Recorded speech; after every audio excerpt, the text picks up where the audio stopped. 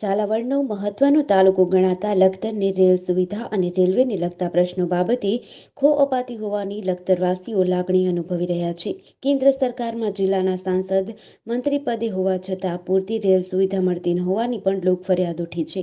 ત્યારે લખતરવાસીઓને સૌરાષ્ટ્ર અને અમદાવાદ તરફ જવા માટે માત્ર 2 ટ્રેન જેવી કે સૌરાષ્ટ્ર જનતા અને સૌરાષ્ટ્ર મેલનો જ લાભ મળે છે.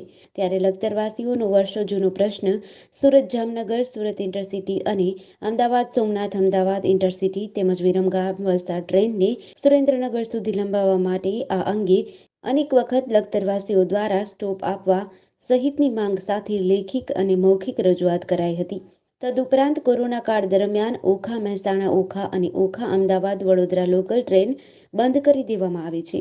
જેની પણ અનેક રજૂઆતો સુરેન્દ્રનગર જિલ્લા સાંસદ સભ્યને કરાઈ હોવા છતાં બહેરા કાને રજૂઆત અથડાતી હોય તેમ કોઈ પરિણામ નહીં આવતા જિલ્લાના 4 રેલવે સ્ટેશન ઉપર આવતા મુસાફરોને પારાવાર હાલાકીઓનો સામનો કરવો પડી રહ્યો છે. અપડાઉન કરતા પાસ ધારકો તેમજ સામાન્ય પેસેન્જર સહિતના લોકો માટે આ 2 ટ્રેન મહત્વની છે.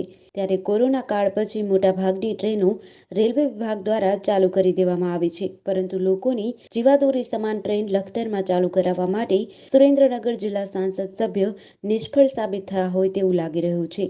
GDC ન્યૂઝ સાથે જયેન્દ્રસિંહ ઝાલા, લખતર.